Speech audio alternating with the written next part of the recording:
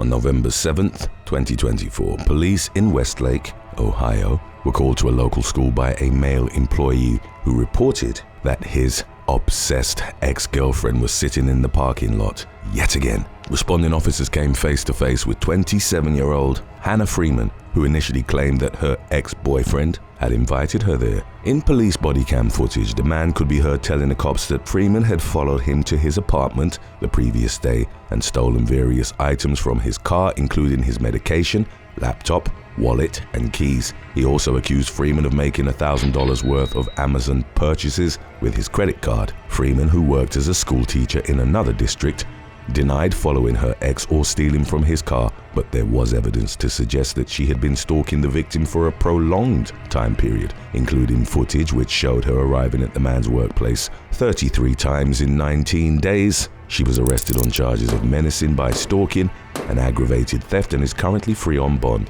In the meantime, Freeman's employer has placed her on administrative leave pending the outcome of the case. Since Freeman's arrest, there have been calls to have her permanently removed from the classroom due to the concerning nature of her current and past interactions with law enforcement. People have also been quick to point out that her father, Michael Freeman, is the local police chief, leading to speculation that the law has gone easy on her in the past and will do so in the future. But there's no proof to suggest that these predictions are true, and the only way to know what will happen is to wait and see. Number 14. Edward Holley. In March 2003, 20-year-old college student Megan McDonald was found bludgeoned to death on a dirt path in Wallkill, New York. Suspicion immediately fell upon her recent ex-boyfriend and marijuana supplier, Edward Holley, but there wasn't enough evidence to make an arrest. Now 42 years old and wheelchair-bound due to an accident, Holley was interviewed 4 times over a 20-year period. In an unexpected turn of events, he was charged with McDonald's murder in 2023. According to a criminal complaint, McDonald received monthly pension benefits after the death of her father, a high-ranking former NYPD detective. She used some of the money to help Holley buy a car, but he refused to pay her back, prompting her to end the relationship. McDonald was last seen in her car outside an apartment complex, where witnesses saw Holley getting into the vehicle. She failed to show up at her waitressing job the next day, and her body and abandoned car were discovered over the following days.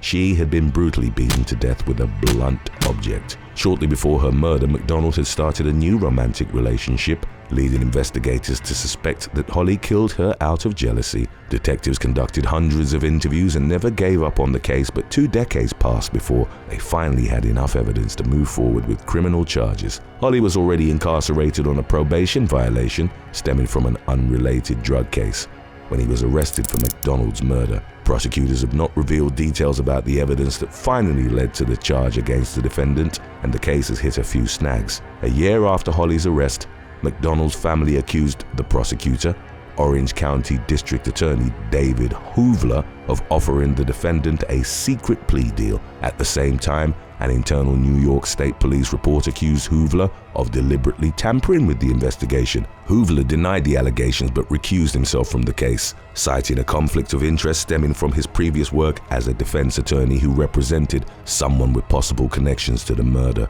Amid repeated delays, the case is currently scheduled to go to trial in January 2025. Number 13. Andy Chu. In August 2024, police responded to a Seattle townhouse after a neighbor complained about flooding. Inside the home, officers found the murdered body of 26-year-old Zoe Soo-yeon Heo, who had arrived in Washington from Hawaii less than 24 hours earlier to celebrate her birthday with her boyfriend, 25-year-old Andy Chu. Her face, head, neck, chest, arms, and legs were covered in blunt force injuries, and there was a ball lodged in her throat. Chilling surveillance videos showed the woman and Chu entering the townhouse together with bags of groceries shortly before the murder. Nothing seemed amiss, indicating that Heo had no awareness of the gruesome fate that awaited her. The next day, Chu was seen leaving the residence alone. A short while later, a concerned friend noticed that he was acting extremely out of character and dropped him off at an emergency room where he attacked a nurse. The police were called, by which point they had discovered Heo's body and were interested in speaking with Chu anyway. During questioning, Chu admitted to choking and drowning Heo in the bathtub while high on the drug Molly. He said he removed his girlfriend's body from the tub and tried to revive her before his friends took him to the hospital, and that he placed a ball in her mouth to try fixing her broken jaw. According to the most recent updates on the case, he's currently undergoing a mental evaluation to determine whether he's competent to proceed with his case. Number 12. Kevin Shop. In April of 2018, 39-year-old Maureen Spratt accused her ex-boyfriend, 37-year-old Kevin Shop, of viciously beating her at her home in the Scottish town of Erskine. Shop was arrested but maintained his innocence and accused Spratt of being the abuser. The charges were dropped and he walked away a free man, while the blame fell squarely upon Spratt. A year later, however, Shop violated his bail conditions by verbally attacking and threatening Spratt at a park. He was charged accordingly and once again denied any wrongdoing, claiming in court that Spratt had stalked him obsessively and faked pregnancies in an attempt to draw him back into her life. At one point, Shop even pressed criminal charges against Spratt, who pleaded guilty to stalking because the court proceedings were requiring her to take more time off from her job than she could afford. During Shop's bail violation hearing in late 2019, Spratt explained that Shop knew all her account passwords and could have easily fabricated the conversations he turned over to the court as evidence of her supposed obsession with him. She described her ex as an extremely controlling cheater who constantly checked her phone and wouldn't let her go anywhere alone despite his own unwillingness to be faithful. During her testimony, Spratt claimed that Shop continued abusing her even after they broke up. His behavior escalated to stalking, despite him being banned from going near Spratt as a condition of his bail. All the while, Shop went out of his way to make Spratt look like the crazy party who refused to move on from their relationship. Shop was ultimately found guilty of violating bail, and the judge banned him from contacting Spratt for a year. While it may not seem like a major victory, the outcome came as a relief to Spratt, who told reporters that she felt justice had been served. Number 11. Jacob Klein. In April 2022, 40-year-old physician's assistant Jacob L. Klein drove from Franklin County, Virginia to New Scotland, New York, where he spent 3 days stalking his ex-girlfriend and her husband. He hadn't spoken to 29-year-old Ilana Radin in 4 years, and Radin had no idea that Klein was spying on her. After lurking around the property for a few days, Klein waited for Radin to leave for work one morning, then entered the residence and ambushed her husband, 35-year-old Philip Rabadi.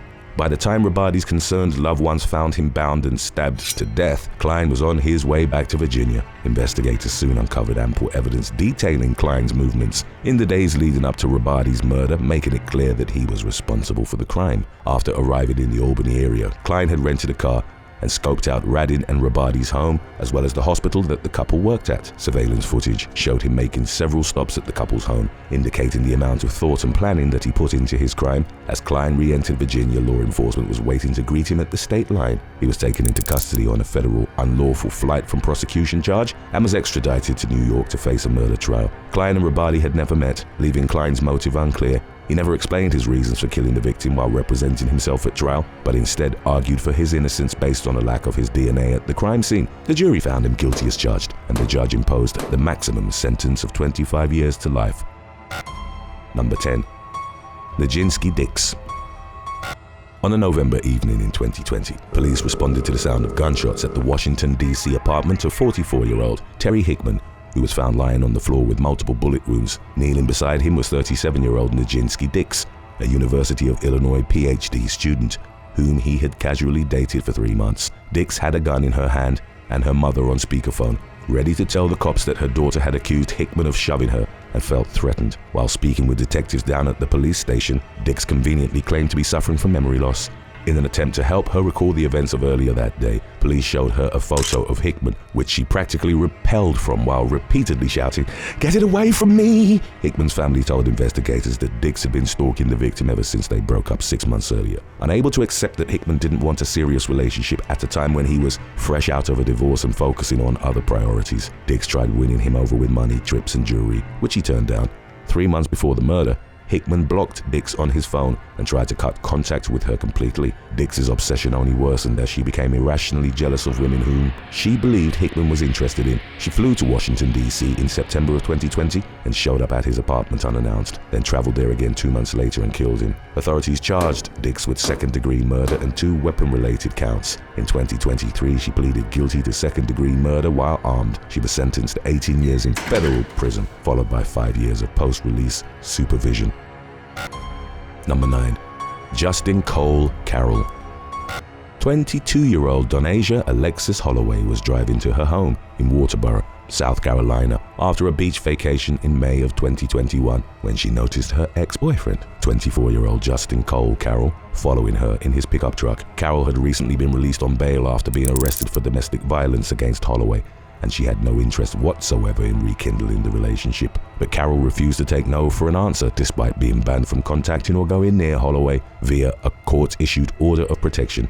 As Holloway pulled into her apartment complex parking lot, she pulled out her phone and began recording video of Carroll lurking on the property. She parked next to a police car and kept her doors locked as she continued to film. A few minutes later, Carroll shot Holloway 4 times through her car window, killing her at the scene. He sped off in his pickup truck and was pulled over by police several hours later after initially claiming he had traveled to Charlottesville. That day, Carroll stopped talking and requested a lawyer. Without enough evidence to detain him, police initially had no choice but to let him go, but it wasn't long before he landed back in custody. Carroll's hands tested positive for gunshot residue, and the search of his phone revealed that he had recently wiped the device clean. Additionally, the video Holloway captured on her phone helped to strengthen the case against the suspected killer, who had a documented history of violence dating back to his teen years. Carroll also had a known record for physically abusing Holloway, starting just months into their relationship, which was what had prompted her to break up with him in the first place. In April 2024, Carroll was found guilty of Holloway's murder and sentenced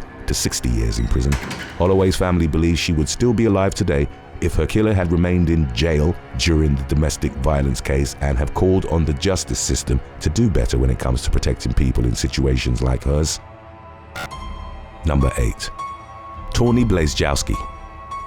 After dating for 3 years, Joe Good of St. Augustine, Florida, broke up with his girlfriend, Tawny Blazejowski. The relationship had started out well, but by then, Good had become tired of walking on eggshells in order to avoid upsetting Blazejowski, who was reportedly prone to mood swings and angry outbursts. Furious over the relationship ended, Blazejowski launched a relentless campaign to destroy Good's life. She hijacked his online accounts and sent explicit photos of him to his employer, causing him to lose his job of 24 years, and lied to the police, even going as far as going to the police with injuries and falsely blaming Good. Blazejowski also accused Good of crimes against children, landing him at the center of a humiliating investigation. Good was arrested 3 times as a result of Blazejowski's lies, and his loved ones and associates suffered as well. Blazejowski targeted everyone in his life, including neighbors, co-workers, and even his girlfriend's landlord, who received letters in the mail threatening to burn his house down if he failed to evict Good's girlfriend. The tide finally began to turn in Good's favor after investigators began to question Blazejowski's truthfulness, resulting in a search of her home and computer. They discovered an abundance of incriminating evidence, leading to a multitude of charges against Blazejowski for the severe torment she had inflicted upon her victims. In 2014, she pleaded guilty to 8 felonies, including 4 counts of aggravated stalking, 3 counts of making threats or extortion, and 1 count of making a false report of child abuse, abandonment, or neglect.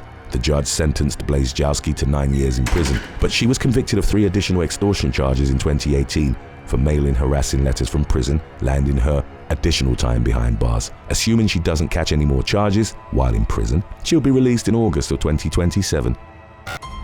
Number 7. Benjamin Nowl. 29-year-old mother of 3, Brittany Phillips, was driving a friend home from a party in Webb, Alabama in July of 2022 when she noticed that her ex-boyfriend, 35-year-old Benjamin Adam Nowl, was following her.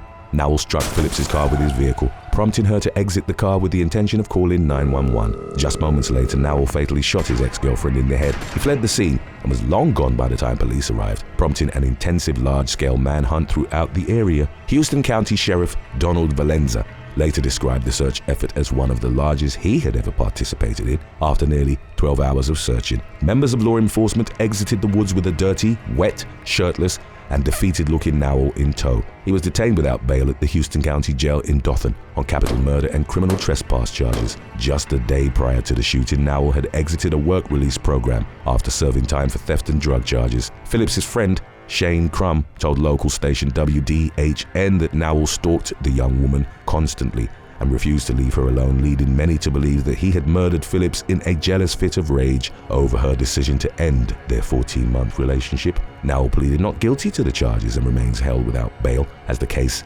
inches its way through the court system. Number 6. Rosendo Montoya.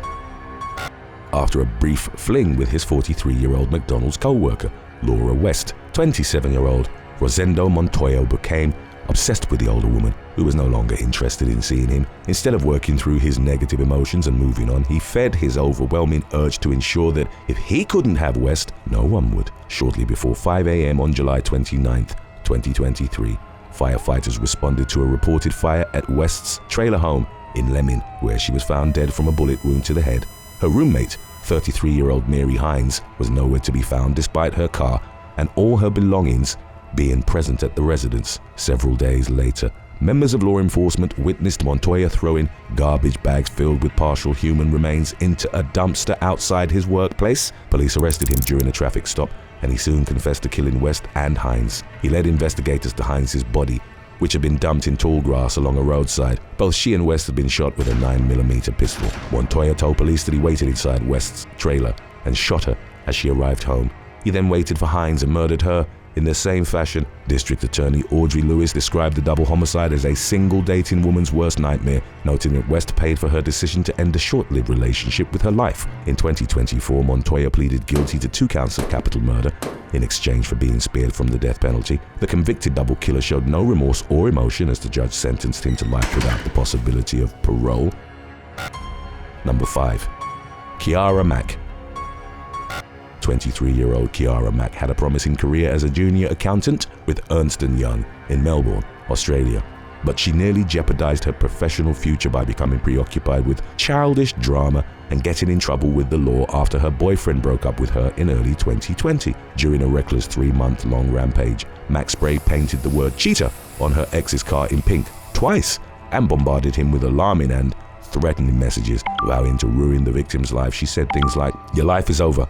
I know the code to your house. Checkmate," and "initiating phase 2. In her efforts to make good on her threats, she posted photos of her ex in his underwear on Instagram, implied that she planned to vandalize his sister's car, physically attacked him outside his residence, and reminded him that she knew where he worked and hung out. At one point, the victim moved in an attempt to regain some semblance of privacy and safety, prompting Mack to obsessively drive around in search of his car. Desperate to get his life back, Mack's ex reported her to the police, and she was charged accordingly for her crimes. She tried to downplay the severity of her actions when questioned by law enforcement, claiming that her threatening words toward the victim were just us arguing, and denying responsibility for scratches on his arms that he blamed her for. In 2021, Mack pleaded guilty to 6 charges, including stalking, criminal damage, and assault. She blamed her behavior on mental health issues, which she claimed were exacerbated by the isolation that came along with the COVID-19 pandemic, and insisted she was completely embarrassed and ashamed of her conduct, as she pleaded with the judge to spare her from any criminal convictions. The judge told Mack to stop acting like a 7-year-old, but ultimately granted the request,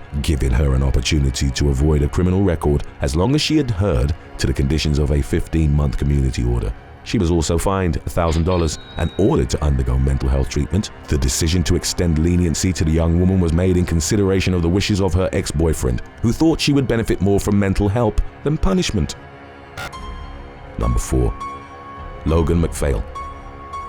British teenager Holly Newton's family wasn't surprised when her ex-boyfriend Logan Mcfa murdered her in an alleyway in January of 2023. Fueled by obsessive fury, Mcfa stabbed Newton 36 times, plunging a knife into her with so much force that it snapped. Throughout Newton's 18-month on and off relationship with Mcfa, her friends and family had noticed that he was controlling and toxic. He tried to isolate Newton from her support system, demanded to know her whereabouts at all times, and got upset if she went anywhere without him. And while the couple broke up often, Mcfa always guilted Newton into taking him back by acting hopeless and making her worry about his mental well-being more than her own. When Newton finally put her foot down and ended the relationship for good, Mcfa was unwilling to respect her decision to go separate ways. On the day before Newton's murder, he went to her family's house in Hexham, Northumberland, and tried persuading one of her siblings to let him inside. They refused, and Newton's mother, Michaela, called the police, who drove Mcfa home. Alarmed by Mcfa's escalating behavior,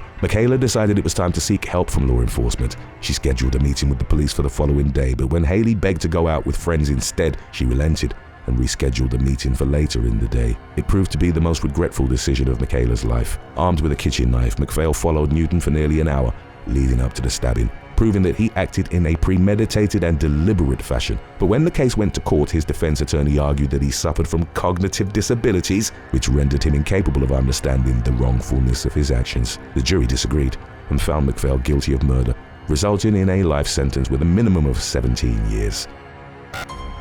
Number 3. Tommy Lee Powell.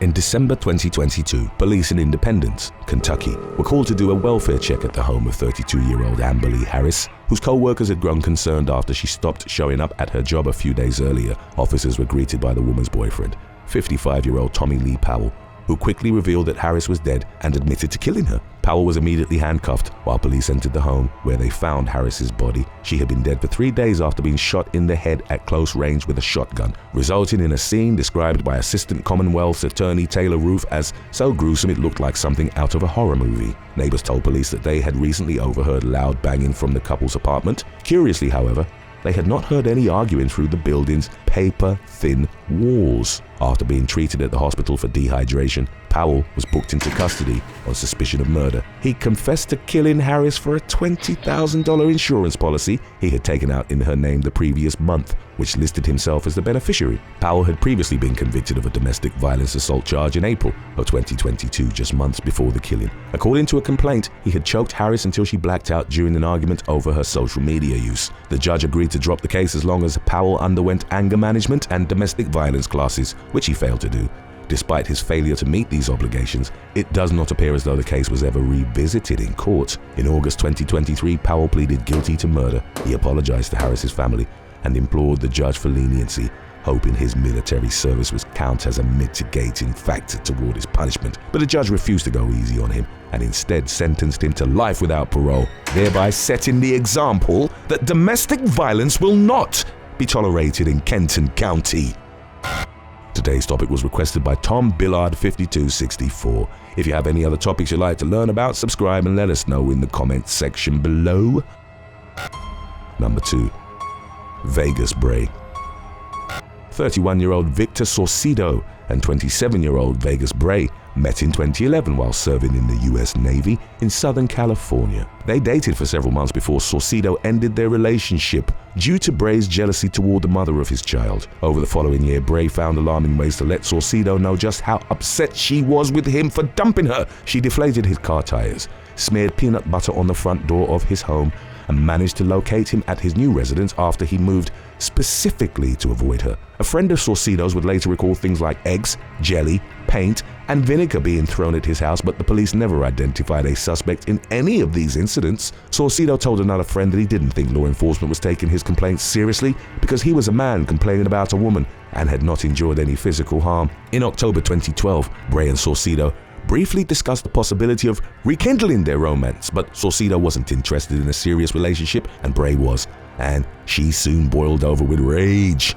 After spending the night at Saucedo's apartment, she left and returned later that day with a gun. Bray shot Saucedo 9 times, then called 911 and tried claiming that no foul play was involved. Unconvinced by her version of events, police arrested Bray on suspicion of first-degree murder. She was found guilty and sentenced to 50 years to life in prison.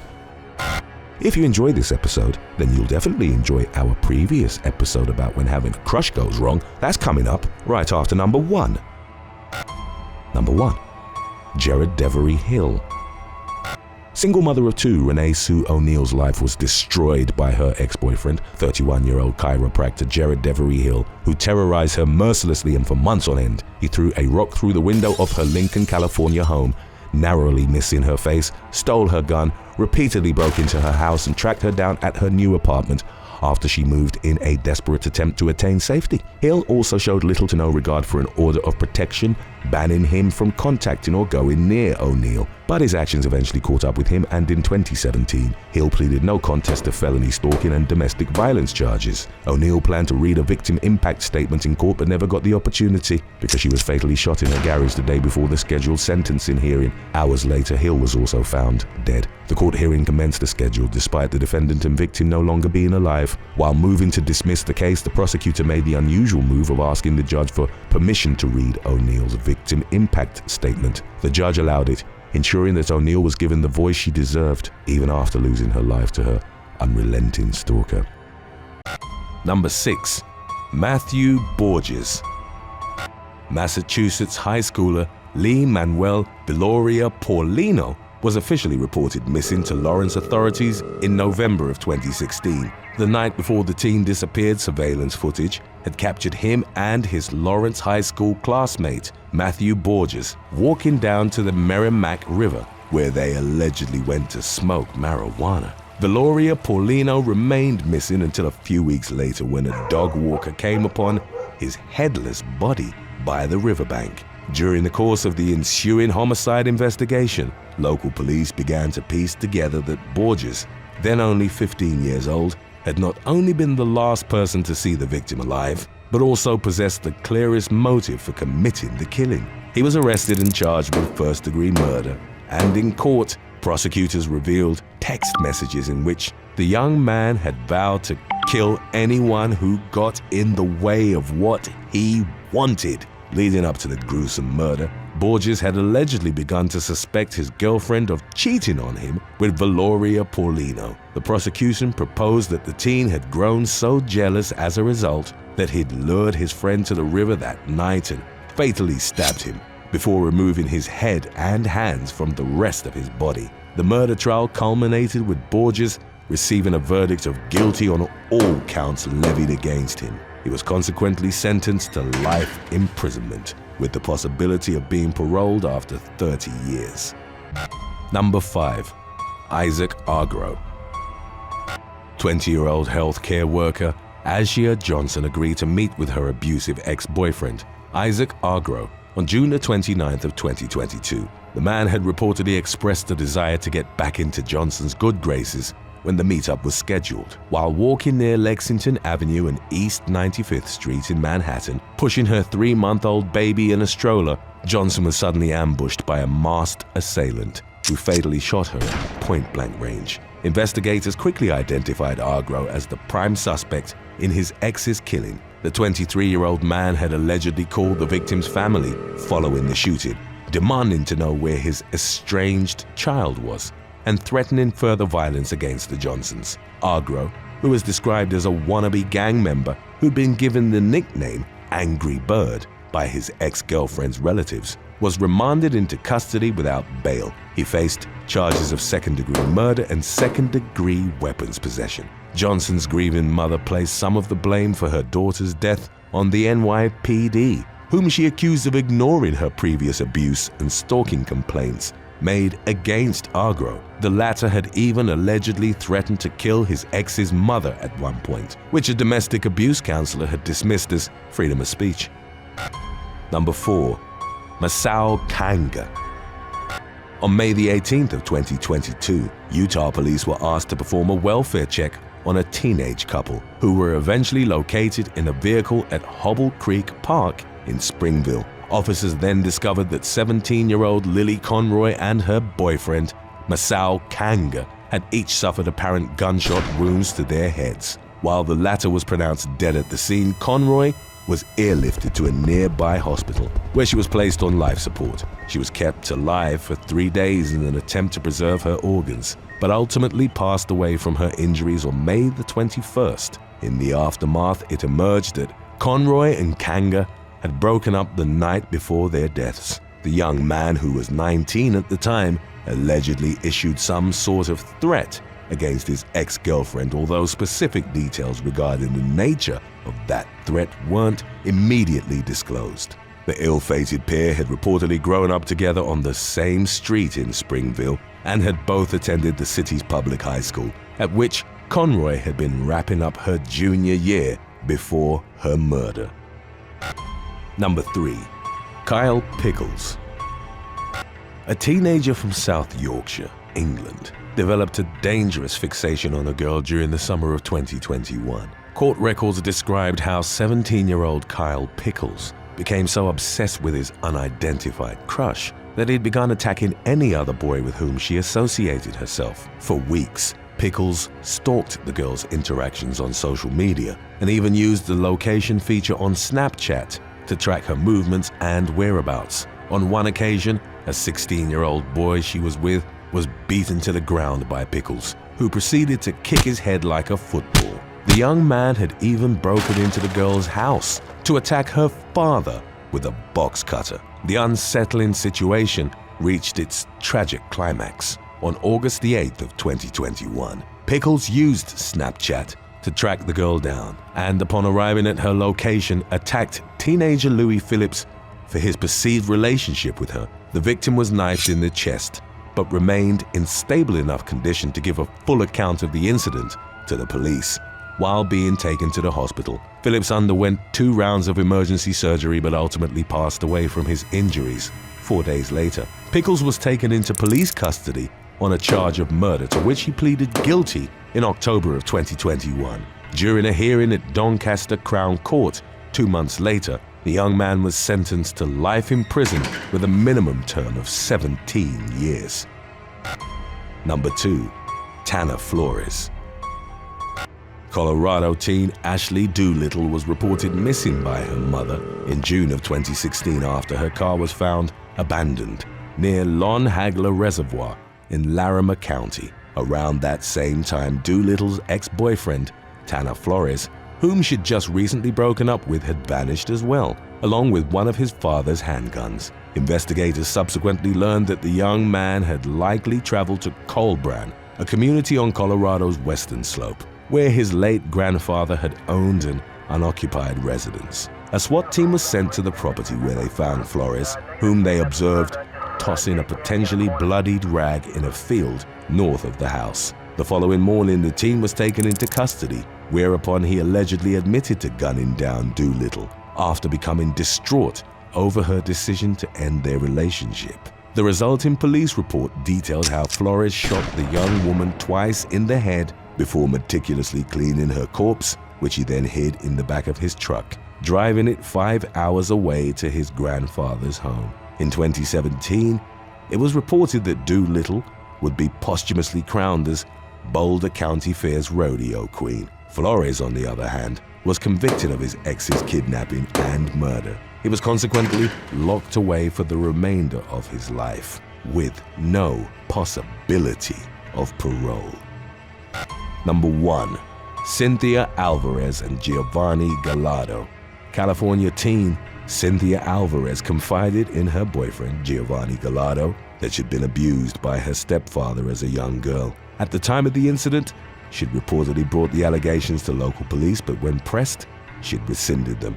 At the behest of her mother, Gallardo already had a tumultuous relationship with his high school girlfriend's family, but learning of the alleged abuse prompted him to take drastic measures against them. He and Alvarez reportedly began plotting to murder the latter's parents in the fall of 2011. They ultimately set their plan into motion on October the 12th. Gallardo arrived at his girlfriend's mobile home with a murder kit that included a baseball bat, a mask, and rubbing alcohol. While Alvarez's mother was preparing dinner, the teen lovers communicated about their plan of action via hand gestures and handwritten notes. At one point, Alvarez wrote, "I'm too scared, I cannot do it." Gallardo held no such reservations, and while his girlfriend waited outside, he fatally strangled her mother. The couple dragged the victim's body into the bedroom and bound her with tape, then proceeded to watch TV while waiting for Alvarez's stepfather to arrive. Once he did, Gallardo struck him twice over the head with the baseball bat. The man fought back, at which point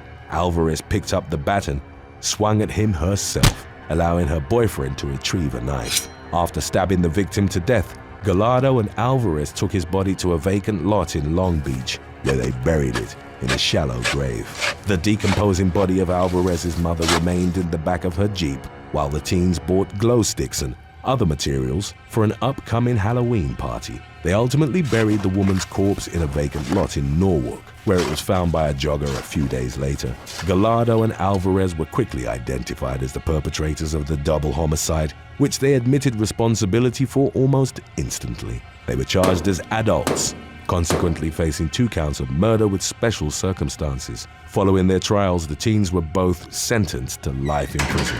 While Gallardo's punishment stipulated that he had no chance of parole, Alvarez was granted eligibility for conditional release after serving 51 years. Thanks for watching. If you could date a sports star, man or woman, who would you choose and why? Let us know in the comments section below.